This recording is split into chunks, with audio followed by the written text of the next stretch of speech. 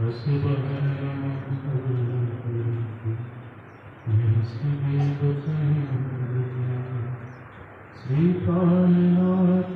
मूलपति श्री हरराज सिया तेज कुंवर श्याम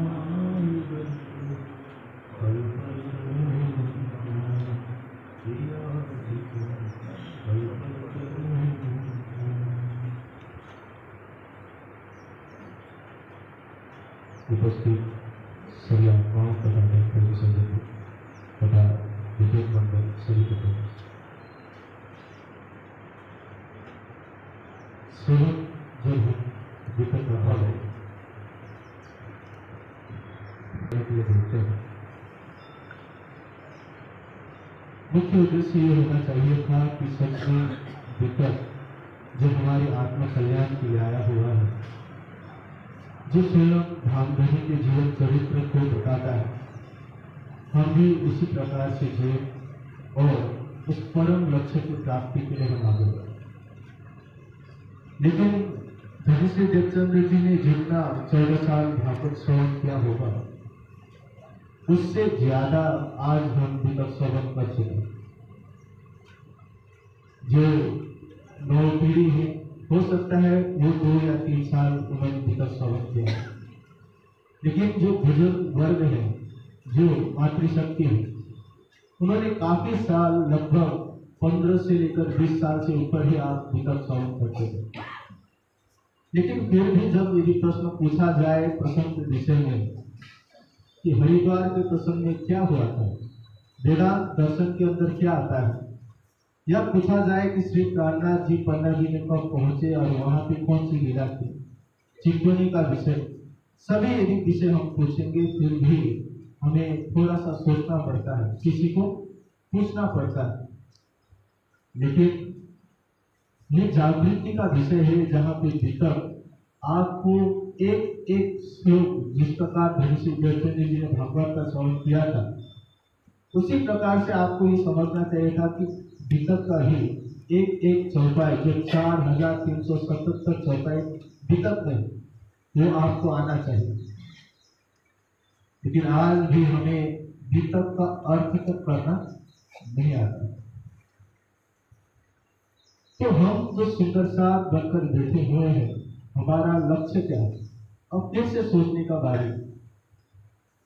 राज्य ने परम धाम में ही ये कह दिया था कि हादी मीठे सुपन भक्ति कहेगा तुम्हें रोए, तुम भी सुन सुन रोए पर होश में न आओगे। ये हादी स्वयं आएंगे, धनीश्री देवचंद्र जी के रूप में आए, श्री प्राणनाथ जी के रूप में आए। 313 आत्माओं को उन्होंने किस प्रकार से उस ब्रह्मवाणी को श्रवण करा है, ब्रह्मवाणी अर्थात चौपाई के माध्यम से नहीं, बल्कि उस परम धाम के ज्ञान को श्रवण करा। और सभी सुंदर साथ जितने भी 313 आत्मा थे वो भी रोते होंगे, उनकी भी आंखों में आंसू आते ही थे, लेकिन फिर भी जागृत वो हो नहीं पाए। आज श्री प्राणनाथ जी जो 5 दिन की लीला में उन्होंने ज्ञान वितरण किया, उसके बाद भी सुंदर साथ रोते थे। 5000 के जमात में कितने सुंदर साथ थे जिन्होंने तन का त्याग करता, कितने सुंदर साथ थे जो अपने जीवन को बलिदान देकर स्वयं प्राणनाथ जी के लिए न्यौछावर हो गए।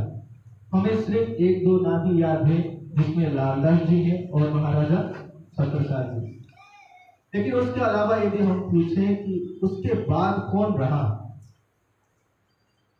किसी के साथ चले जाना वो थोड़ा आसान दिखाई देता है। वैसे तो आज भी सदगुरु की पहचान करने के बाद, श्री प्राणनाथ जी की पहचान करने के बाद, आज यदि हमारे आंखों के सामने प्राणनाथ जी नहीं है, लेकिन फिर भी हम जी पा रहे हैं। लेकिन वो 5 दिन की लीला के सुंदर साथ थे जिन्होंने एक बात भी नहीं सोचा। उन्होंने घर के विषय में नहीं सोचा, उन्होंने धन के विषय में नहीं सोचा, उन्होंने श्वास के विषय में भी नहीं सोचा, जिसके कारण जब सदगुरु ओझल हुए उसी समय में उन्होंने अपना तन का त्याग कर दिया। तो वो ब्रह्म सृष्टि और साथ में उससे भी बड़ा जो ब्रह्म सृष्टि है, राज्य के हुकुम के आगे तले उन्होंने अपने सिर को झुका दिया। लालदास जी चाहते तो उसी समय में अपने तन को त्याग सकते थे। छत्रसाल जी ने तलवार निकालकर स्वयं गले में उन्होंने रख लिया, लेकिन फिर भी राज्य की इच्छा के कारण से वो आगे बढ़े और समाज के लिए वो कुछ प्रेरणा तक जो कार्य है उन्होंने किया। लेकिन जब विद्वान आचार्यगण सदगुरु आपके सामने आते हैं, वितक के चौपाई का अर्थ करते हैं, उसके जो गुत्थियां हैं उसको सुलझाते हैं, तो एक सुंदर साथ होने के नाते हमारा कर्तव्य ये होना चाहिए था कि अब हम इस जागृति के कार्य में कैसे सहायता कर सकते हैं। क्योंकि वितक श्रवण करने का उद्देश्य ही यही है कि हम अपने आत्मा को जागृत करें। लेकिन यदि सिर्फ सुनते ही रहेंगे, जिस प्रकार से धामधनी ने कहा कि तुम सुगंध सुनोगे भी, शब्द को सुनोगे, तुम्हारे आंखों में आंसू भी होंगे, ऐसा नहीं कि आंसू नहीं होंगे, लेकिन फिर भी तुम भूल जाओ, फिर भी तुम्हें कुछ याद आने वाला नहीं है। तब ब्रह्म सृष्टि कहते हैं ऐसा हो नहीं सकता। यदि ये भूलेगी तो मैं जगाऊंगी, और यदि मैं भूलूं तो ये जगाने के लिए तैयार तत्पर रहेगा। तो इसीलिए हमें डर किसी चीज का नहीं है। लेकिन आप सोचिए, और यहाँ आने के बाद कौन किसको याद है? हमें तो ये तक याद नहीं कि हम परम धाम से आए हैं, हमें तो ये तक याद नहीं कि हम परम धाम की ब्रह्म सृष्टि है या नहीं। लेकिन राज्य आकर आपको दावा दे रहे हैं, राज्य आकर आपको कह रहे हैं कि तुम ही कौन हो? परम धाम की ब्रह्म सृष्टि। हम जाति में बटे हुए लोग नहीं हैं, हम देशों में विभाजन हुए लोग नहीं हैं, हम बाहर के सिर्फ और सिर्फ जो चमड़ी से दिखा गया कोई रंग में भेद में बटा हुए हम आत्माएं नहीं।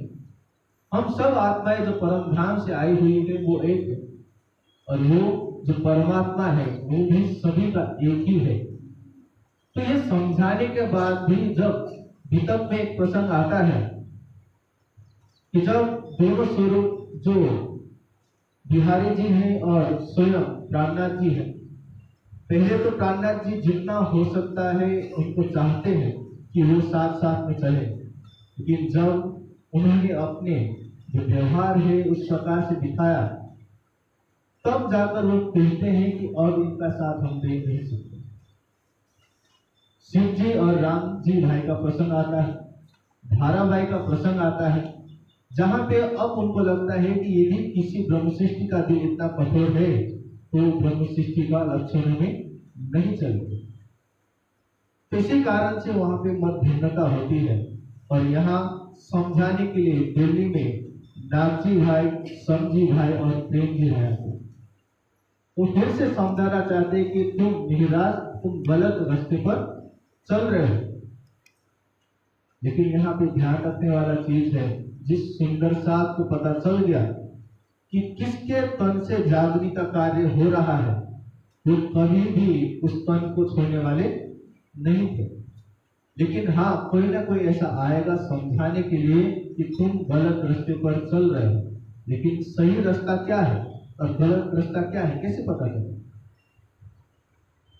जब हम शास्त्रों के प्रमाण के आधार पर आगे बढ़ते हैं, जब वेदों के मंत्र को देखते हुए आगे बढ़ते हैं, और स्वयं जब प्राणनाथ जी आ चुके हैं, आज के समय में हमें सही और गलत बताने वाला स्वयं ब्रह्मवाणी है। यदि हमारे गुरु भी ब्रह्मवाणी के विपरीत बोलते हैं, तब भी हम अपने गुरु के वचनों को नहीं मानना चाहिए। यदि गुरु भी लोभ और लालच के चक्कर में पड़कर ब्रह्मवाणी के सिद्धांत को गलत बताते हैं, तो इस सिद्धांत को मानना जरूरी नहीं है। लेकिन वो तब पता चलेगा जब स्वयं हम स्वाध्याय करेंगे। जब हम खुद नहीं पढ़ते तब जाकर हम किसी के ऊपर निर्भर रहते हैं। लेकिन समाज को आज ये कहते हुए बहुत हर्ष का विषय है कि हम श्री तारनाथ ज्ञानपीठ से जुड़े हैं, हम वहां पे रहते हैं, और हमें ऐसा सद्गुरु मिला हुआ है जिन्होंने ब्रह्मवाणी को इतना फैलाया है, जहां आज आप मोबाइल में बैठे बैठे PDF फाइल में ब्रह्मवाणी को पढ़ सकते हैं। पहले 50 से 60 साल पहले भी ब्रह्मवाणी को खोलने का इजाजत नहीं था। वितक को आपको पढ़ने की कभी भी अनुमति दिया नहीं जाता था, लेकिन आज आप चाहे तो बस में, ट्रेन में, प्लेन में, आप कहीं पे भी ब्रह्मवाणी और वितक को अध्ययन कर सकते हैं। लेकिन इसके बावजूद भी यदि आप कह रहे हैं कि अभी भी मेरे पास समय नहीं है, तो इसका मतलब आप उसी प्रकार से कार्य कर रहे हैं कि आप पुरानी पीढ़ी की तरह ही चलना चाहते हैं। आपको जागृति का कोई भी लेना देना नहीं है। तो यहाँ कह रहे हैं कि जब समझाने के लिए वो आए, उसी समय में श्री जी के मुखारविंद से उन्होंने जब सुना, नबी के विषय में भी और नारायण के विषय में भी, दोनों का मिलाप उन्होंने कर दिया, हिंदुओं का भी और मुसलमान का भी। दोनों का मिलाप जब श्रवण किया, तब साक्षात उनको धनी श्री देवचंद जी दिखाई दिए। तब वो कहते हैं आप ही हमारे लिए अब सब कुछ है। तब श्री जी कहते हैं तुम्हें जैसा लगा वैसा करो, तुम्हें दिखाई दिया है तो पत्र लगकर किसी को भेज दो, जो सत्य है उसको फैलाना जरूरी, और वो यही करते। लेकिन यहाँ पे जब प्रेमदास जी कहते हैं कि जब मुझे सत्य पता चल गया तो अब मैं जाने वाला नहीं हूँ, मुझे श्री जी ही अब सब कुछ दिखाई देने लगता है। लेकिन नाथ जी और संत जी वापस जाते, वो कहते हैं कि हम बिहारी जी को भी कहेंगे। और यहाँ चौपाई आती है, जब नौतनपुरी पहुंचे अपने मित्र के पास, तहाँ जाए के कहिया दिन श्री देवचंद्र जी नाथ। तो उनके अलावा कोई आस अब नहीं है, लेकिन वही आस कहाँ पे दिखाई दिया? स्वयं प्राणनाथ जी के अंदर। बिहारी जी क्रोधित हो जाते, 3 दिन तक जंगल में जाकर रह जाते। अब जो ये कह के गए थे कि प्राणनाथ जी ही सब कुछ है, श्री जी साहेब जी ही सब कुछ है, अब वही आकर क्या कर रहे हैं? वही आकर अब विरोध की भाषा बोलते हैं। आज समाज में भले ही जागृति कार्य के लिए जो श्री जी साहेब जी को मानकर आगे बढ़ रहे हैं, लेकिन जब आप घर में पहुंचते हैं, जब आप अपने परिवार और समाज के साथ बैठते हैं, तब वहां पे सत्ता की चीज आती है, तब वहां अहंकार का चीज आता है। समाज में ही एक ही पद्धति को मानने वाला व्यक्ति भी अब बंटना चाहता है। क्यों? क्योंकि सबको बड़ा बनना है। समाज इस प्रकार से आगे नहीं बढ़ता है। स्वयं श्री प्राणनाथ जी जब लक्ष्मीदास जी आते हैं, वो कहते हैं कि मुझे 8वें दिन में अपने औरंगजेब को जगाऊंगा, तब भी वो कहते हैं तुम आकर बैठ जाओ, यदि तुम्हें आगे बढ़कर कार्य करना है तो मैं तैयार हूं पीछे हटने के लिए। आप सोचिए, अभी यदि कोई आगे बढ़कर जागृति का कार्य कर रहा होता है, हम पीछे हटाने के लिए कार्य करते हैं। जो प्रोग्राम चलता है उसको विरोध की भावना से उसको निकालने के लिए कार्य करते हैं। तो हम वितक जो श्रवण कर रहे हैं, वो वितक क्यों कर रहे हैं? या जो प्रोग्राम लगाते हैं, जो आचार्यों को बुलाते हैं, क्या हम सिर्फ एक तोते हैं जो हम सुनते हैं, उसका वाचन करते हैं, लेकिन जीवन में कभी उतारते नहीं?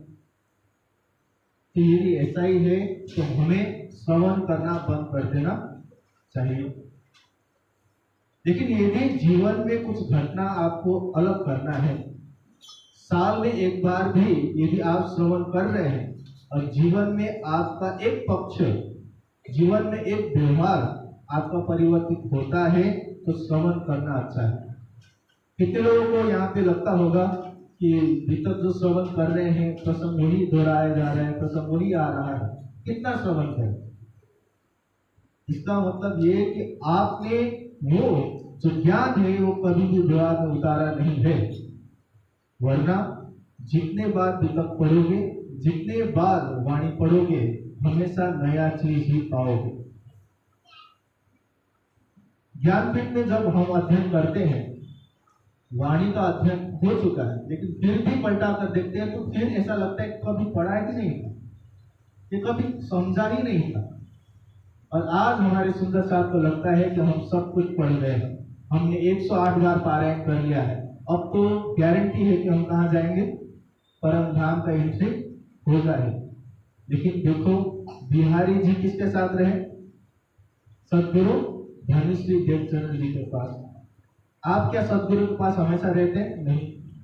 अब आप बताइए, सदगुरु धनश्री देवचंद्र जी का जो तन है, देवचंद्र जी, उनका कौन है? बिहारी जी पुत्र है, स्वयं का पुत्र है।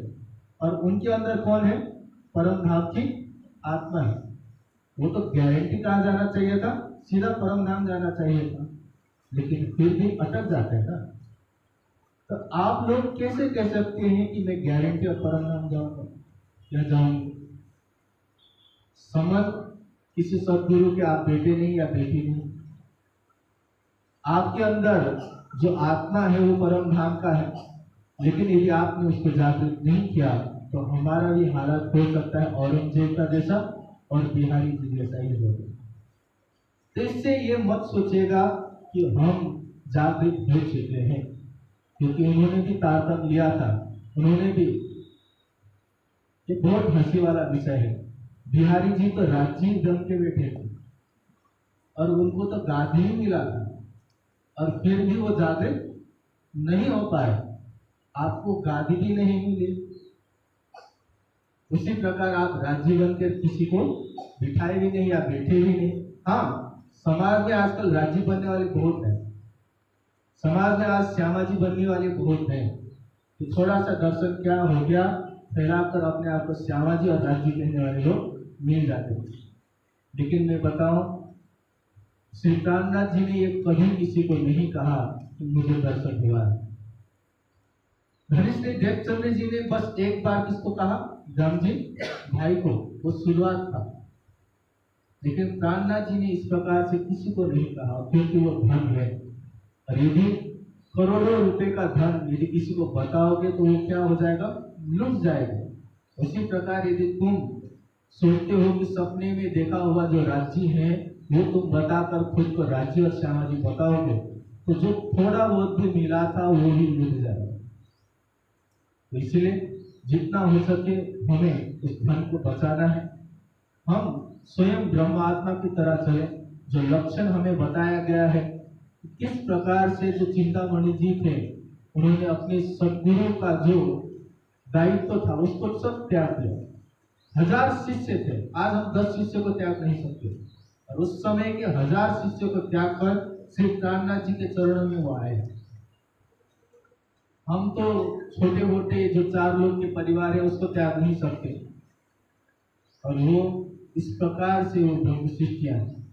आप और हमें ये सोचना ही चाहिए, इतना वितक पढ़ने के बाद, इतना वितक श्रवण करने के बाद अभी भी हम मोह में हैं, अभी भी हम माया की इच्छा में हैं, तो हम ब्रह्म सृष्टि के चाल में चल पा रहे हैं या नहीं? ये बड़ा सा प्रश्न चिन्ह है। हमें वेदों में ये कहा जाता है कि तेन तप्तेन भोगिता, तुम क्या करो? भोग तो करो, लेकिन इस प्रकार से करो कि ये मेरा है नहीं। ब्रह्म सृष्टियों का भी यही हाल है। देखो, श्री प्राणनाथ जी ने शादी के लिए मना नहीं किया है, गाड़ी खरीदने के लिए मना नहीं किया है, घर बनाने के लिए मना नहीं किया है, लेकिन हाँ, उसके मोह में पड़ना उन्होंने मना किया है। क्योंकि सबसे बड़ा 5 लक्षण जो छोड़ने के लिए कहा था उसमें नशा भी है। और सबसे बड़ा नशा क्या है? ना तो तंबाकू है, ना तो सिगरेट है, ना तो मोबाइल है। सबसे बड़ा नशा माया का है, और यही माया को हमें त्यागना है। जो व्यक्ति इस चीज को जल्दी से जल्दी समझ जाता है वही इस संसार से मुक्त हो पाता है और राज्य के दर्शन के लिए अवसर होता है। तो सुंदर साहब जी, जो वितक है इसका महत्व तो हम समझते हैं, लेकिन जोहरी बनना तो पड़ेगा ही, और जोहरी बनने के लिए समय लगता है। भले हम जोहरी के ही बेटे, पर करने वाले के ही बेटे हैं, लेकिन फिर भी उसको सिखाने के लिए समय लगता है। उसी प्रकार हम परम धाम से आए ब्रह्म सृष्टि का जो दावा लेकर बैठे हैं वो हम भी अधिकारी हैं, लेकिन तब तक समझ में नहीं आएगा जब तक हम समय नहीं देंगे, चिंतनी में नहीं बैठेंगे, ब्रह्मवाणी का चिंतन नहीं करेंगे, और वितक का जो श्रवण है उसको इम्प्लीमेंटेशन जो जीवन में करना है थोड़ा बहुत भी यदि नहीं करेंगे तो फिर जीवन ऐसा वैसे है। और श्वास धीरे धीरे क्या हो रहा है, गिनती में निकला जा रहा है।